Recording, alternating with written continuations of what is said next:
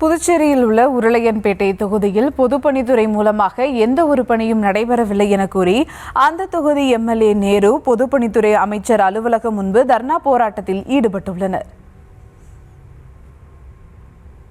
மேலும் விவரங்களோடு இணைகிறார் செய்தியாளர் கிருஷ்ணா. வணக்கம் கிருஷ்ணா, விவரங்கள். புதுச்சேரியின் நகர பகுதியில் அமைந்துள்ளது உருளையன்பேட்டை சட்டமன்ற தொகுதி. இந்த பகுதியில் பல்வேறு முக்கியமான வணிக நிறுவனங்கள், அதே போல பேருந்து நிலையம் உள்ளிட்ட முக்கியமான பகுதியாக இந்த உருளையன்பேட்டை பகுதி இருக்கிறது. அது மட்டும் இல்லாமல் இங்கே ஏழை எளிய மக்கள், நடுத்தர மக்கள் இங்கு வசித்து வருகின்றனர். இந்த பகுதியில் தான் உப்பனாறு வாய்க்காலானது செல்லக்கூடிய சூழலானது ஏற்பட்டிருக்கிறது.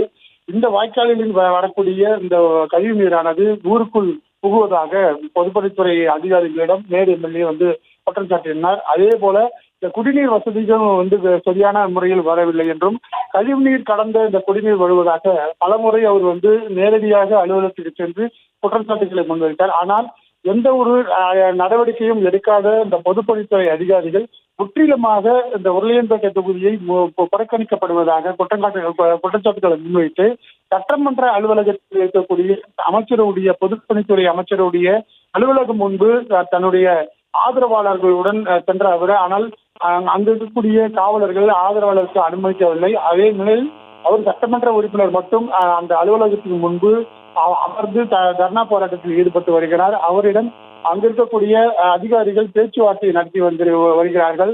தொடர்ந்து தன்னுடைய தொகுதியில என்னுடைய கோரிக்கையை நிறைவேற்ற வேண்டும், பொதுமக்களுக்கு நிரந்தரமான தீர்வு வழங்க வேண்டும் என்றும் அவர்கள் கோரிக்கை வைத்திருக்கிறார். உடனடியாக செய்யாவிட்டால் இந்த பகுதியிலிருந்து நான் செல்ல மாட்டேன் என்றும் அவர் தற்போது தர்ணா போராட்டத்தில் ஈடுபட்டு வருகிறார்.